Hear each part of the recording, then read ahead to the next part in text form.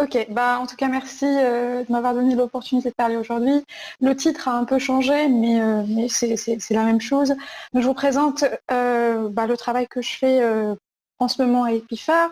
Donc c'est le risque du cancer chez les patients qui sont traités par Valsartan. Valsartan, c'est un IEC, en fait, qui a été contaminé à un certain moment l'été 2018 justement par des nitrosamines, notamment la NDMA. Donc c'est basé sur les données de la SNDS, comme toutes les études à Epiphare. Donc juste un peu de contexte pour situer ce qui s'est passé, parce que c'était aussi une crise très médiatisée. Donc comme j'ai déjà dit, le Valsartan, c'est juste un IEC qui est largement utilisé en France pour traiter l'hypertension artérielle et l'insuffisance cardiaque. Et l'été 2018, il y avait une découverte fortuite aux États-Unis par la FDA sur des lots fabriqués par un fabricant chinois. Et ces lots étaient contaminés par des substances, des nitrosamines, donc notamment la molécule NDMA. Donc ça, c'était vraiment une découverte fortuite. Et en élargissant les investigations, on s'est rendu compte que c'était pas que ce fabricant, c'était en fait plusieurs fabricants où le taux ou le dosage de nitrosamine dépassait les limites. Donc, et en revenant aussi sur les dossiers des fabricants, on s'est rendu compte que c'est pas une contamination récente. Donc ça date de 2012 et c'est dû à un changement dans la chaîne de fabrication de ces médicaments. Donc grosse médiatisation aux États-Unis notamment et aussi en France. Et il y avait des lots de Valsartan qui ont été retirés du marché et aussi tous les lots de certains fabricants ont été retirés du marché.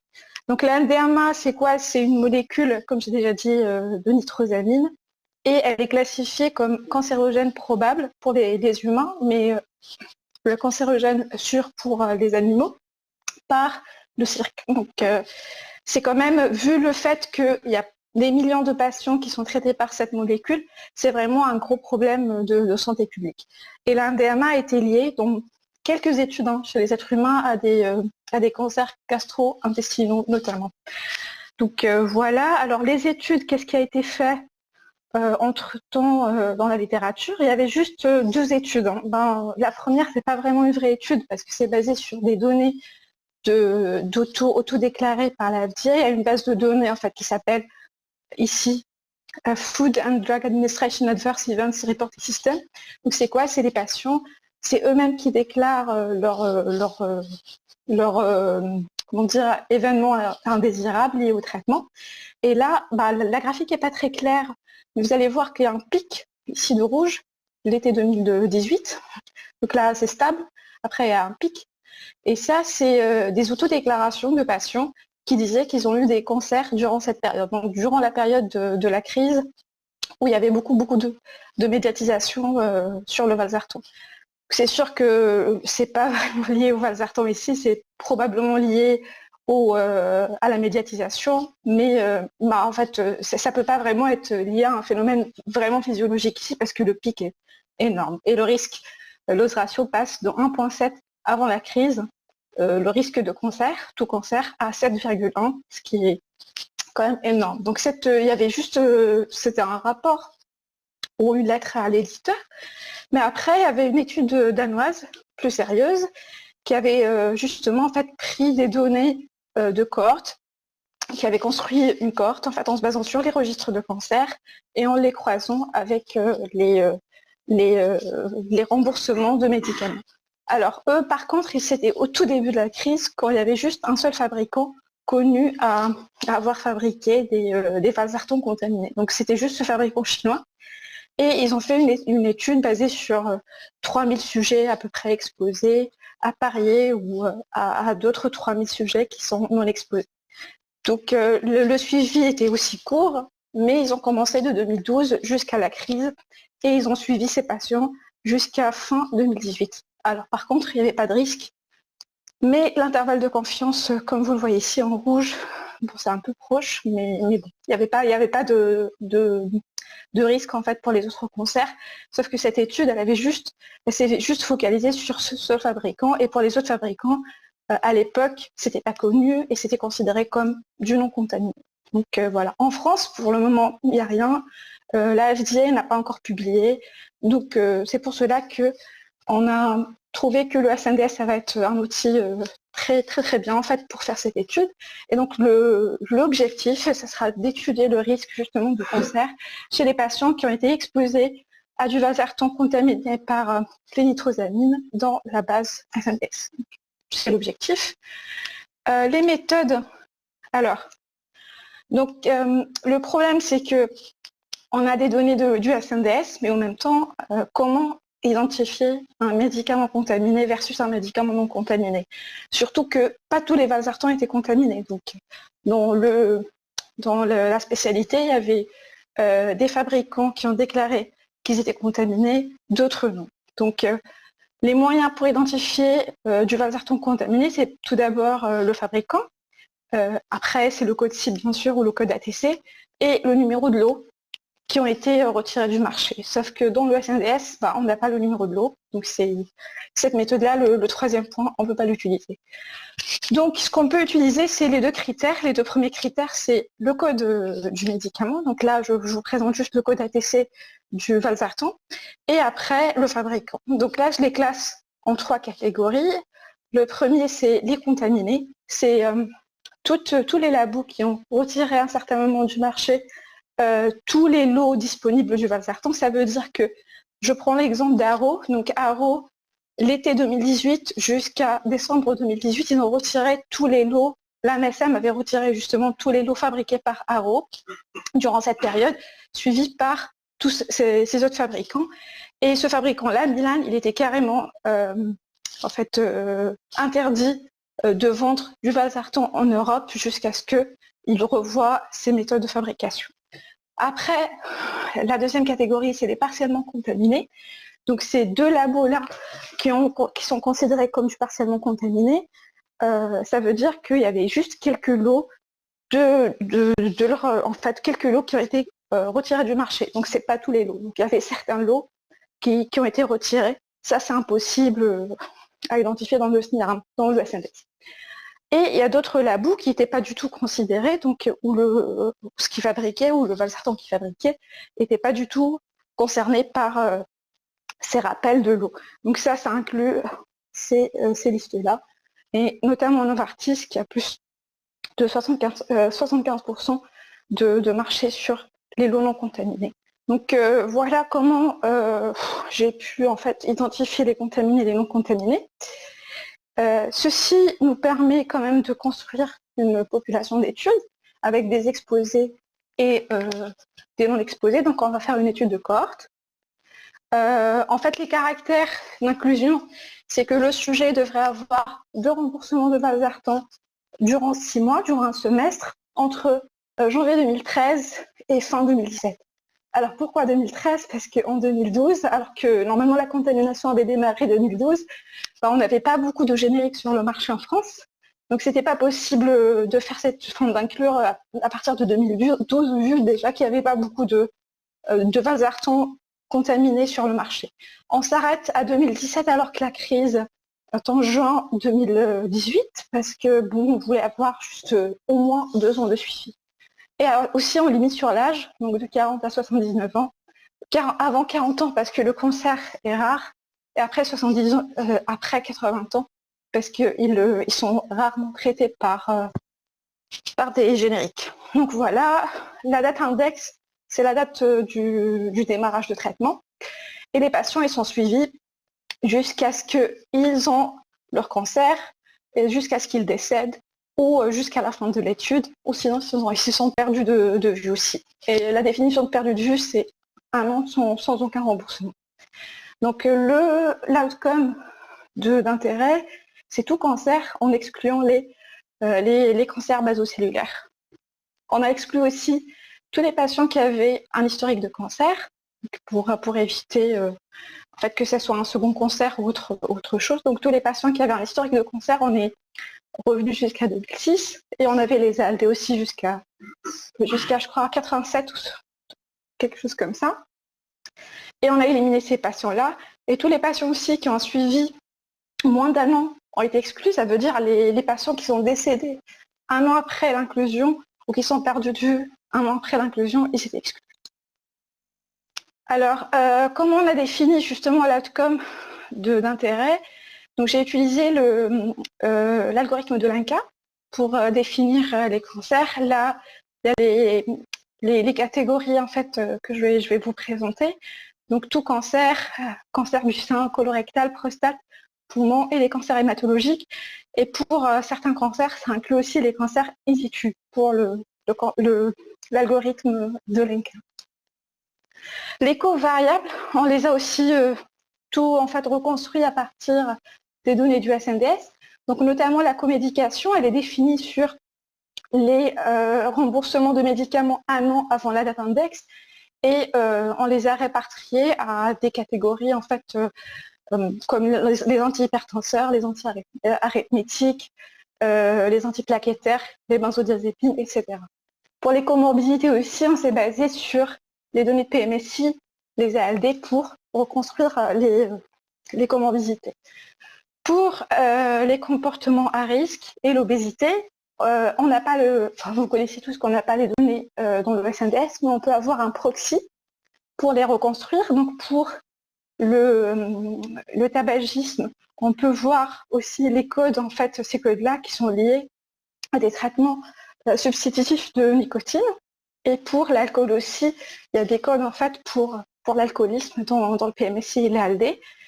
Pour l'obésité, il y a le code E66 dans le PMSI et aussi les codes de chirurgie bariatrique. Donc ça, c'est pour les covariables. Alors pour l'analyse statistique, je reste simple, je ne vais pas vous présenter pour le moment en fait parce que c'est vraiment des analyses préliminaires. Donc tout d'abord, on suppose vraiment que le fait de recevoir du valsartan contaminé ou non contaminé, c'est un événement vraiment aléatoire. Donc la comparaison peut être faite entre ces deux groupes vu que en fait, on ne voit pas qu'il y a des critères qui peuvent vraiment déjà prédire le fait d'avoir recevoir un valsartan contaminé ou non. Donc c'est déjà ça. Après, j'estime l'incidence cumulée avec le décès comme un événement compétitif, donc avec l'estimateur Allen Johansson, et je fais juste un COX en fait pour comparer les exposés aux non exposés. Alors ça, c'est les résultats qui restent comme toujours préliminaires. Donc c'est le flowchart, vous ne voyez pas bien, mais je démarre avec 1 800 000 à peu près de sujets qui sont âgés de 40 à 79 ans, qui ont eu 2 remboursements de valsartan dans les 6 mois, entre début 2013 et fin 2017. On élimine après donc, ceux qui ont des antécédents de cancer ou qui ont développé un cancer durant un an, la première année de suivi. On élimine aussi les sujets qui sont décédés un an depuis la date index et les sujets qui ont reçu du valsartan partiellement contaminé fabriqué par les fabricants que je vous ai montré tout à l'heure, qu'on ne peut pas vraiment en fait identifier vu qu'on n'a pas les lots. Donc ça, on les élimine. On finit par avoir 1 300 000 de sujets. Donc 730 000 à peu près sont traités par du valsartan contaminé, 430 000 sont traités par du non contaminé et 190 000 à peu près sont traités par les deux. Ils ont reçu les deux au même temps. Donc, soit qu'ils ont switché, ils ont généralement switché au milieu du suivi en passant d'un groupe à l'autre. Donc juste pour info, pour cette présentation, je vous présente juste ces deux groupes, donc séparés, donc les patients qui ont reçu que du contaminé et les patients qui ont reçu du non contaminé. Ce groupe-là fera après l'objet de d'autres analyses. Donc là, c'est juste pour voir les remboursements du valsartan durant la période de suivi, c'est à peu près stable en fait. En bleu, c'est le non contaminé, en rouge, c'est les contaminés, donc c'est vraiment à peu près stable. Il y a plus de contaminés par contre sur le marché, vu qu'il y a plus de génériques de valsartan sur le marché, mais ça reste en fait les deux restent stables. Un peu de caractéristiques pour ces deux groupes.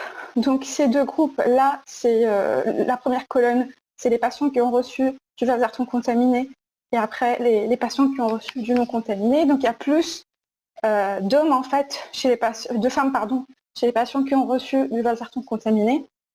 Ils sont aussi un peu plus âgés que ceux qui reçoivent du non contaminé et ils sont suivis un petit peu plus que les non contaminés. Et dernièrement, là ici, vous voyez qu'ils sont aussi suivis moins par des cardiologues, ils sont généralement suivis par des médecins généralistes par rapport à ici les patients qui reçoivent du non contaminé à 9%, en fait, qui ont eu leur prescription d'un cardiologue. Alors d'autres caractéristiques, mais je crois que j'avais une animation qui a été perdue dans le PDF, mais ça c'est les comorbidités en tout cas dans les deux groupes. Donc il y a quelques différences, mais les différences restent quand même minimes. Donc il y a 20% dans les deux groupes qui ont eu des maladies cardiaques. Par contre, là c'est pas clair, mais le diabète, je ne sais pas si vous voyez mon curseur, mais peut-être pas. Mais il y a plus de diabétiques en tout cas chez les sujets qui ont reçu du valsartan non contaminé. Donc ici. Et juste en bas, donc les deux dernières lignes, là vous allez voir que les sujets qui sont traités par du valsartan contaminé donc fument un petit peu plus et aussi il y a plus en fait d'alcoolisme dans ce groupe avec aussi plus de personnes obèses. Donc les deux groupes sont quand même légèrement différents. Donc, je vous présente l'incidence cumulée de tout type de cancer. Donc en rouge, c'est les patients qui reçoivent du contaminé, que du contaminé. Le bleu, qui reçoivent du non contaminé. Là, vous allez voir, les courbes sont assez serrées. Il n'y a vraiment pas de différence, ce qui est quand même rassurant. Donc l'incidence cumulée à 5 ans, c'est 8,2 chez les sujets traités par du valsartan non contaminé, comparé à 8% chez les sujets traités par du non contaminé à 58. Donc voilà, c'est une bonne nouvelle. Là, je regarde par sous-type, pour le cancer colorectal et le cancer du sein. Alors la MDMA, en fait, qui venait justement pour contaminer le valsartan, est liée vraiment à des cancers colorectaux généralement, ou des cancers de l'estomac. Donc on a regardé pour le cancer colorectal et il n'y a aussi pas de différence significative. Vous allez voir que les deux courbes sont assez serrées avec une incidence cumulée de 1,4 et 1,4 aussi dans les deux groupes. Alors pour le cancer du sein, il y a une légère différence. Là, vous allez voir qu'il y a plus de rouges qui ont un cancer du sein, mais ça c'est lié au fait qu'il y a plus de femmes dans le groupe rouge, dans le groupe contaminé par rapport à d'autres groupes. Donc l'incidence cumulée, elle est légèrement plus haute, donc 0,9 chez les contaminés par rapport à 0,8 dans le groupe des non contaminés. Donc là, je vous présente le modèle de Cox, donc ça reste aussi très très simple. Je compare les exposés aux non exposés. Donc là, la référence est toujours les sujets qui n'ont pas été exposés à un valsartan contaminé. Et c'est un modèle en fait qui a été ajusté sur les variables sociodémographiques, les comédications, l'âge et en fait toutes les comorbidités, avec aussi la comédication et l'indice de déprivation sociale. Donc les variables d'ajustement sont juste en bas, c'est tout petit. Bon, voilà. Donc il n'y a pas de risque significatif pour tous les cancers. Pour le cancer du sein après, ajustement, en fait aussi l'association s'annule, donc il n'y a vraiment pas de risque significatif, ce qui est aussi, comme j'ai déjà dit, rassurant. Donc voilà, pour le moment, il n'y a pas de signal, et c'est d'ailleurs une bonne nouvelle. Donc, pour discuter juste les résultats très préliminaires, donc la NDMA ou les nitrosamines sont généralement liées à des cancers en fait plus gastro-intestinaux et par un mécanisme en fait de cassure d'ADN. L'exposition à l'NDMA ici dans cette cohorte n'était pas liée à un risque de cancer, mais c'est un risque en fait de court terme parce qu'on n'a pas beaucoup d'années de suivi. Il faudra probablement suivre cette population et voir si après un risque sur le long terme. Ces résultats sont compatibles avec la seule étude danoise qui a été publiée sur ce sujet-là. Donc eux, ils ont un risque pour le cancer colorectal, par exemple, de 1,4 et nous, on trouve 1,02. C'est moins significatif dans les deux études. Par contre, en fait, il faudra faire d'autres analyses justement pour inclure les patients qui switchent, donc qui sont dans le groupe non contaminé et le groupe contaminé pour voir si ça change les résultats. Et il faudra aussi faire une relation dose-effet pour voir chez les patients qui sont traités pendant longtemps et qui reçoivent des hautes doses de Vaperto. Donc voilà, je vous remercie.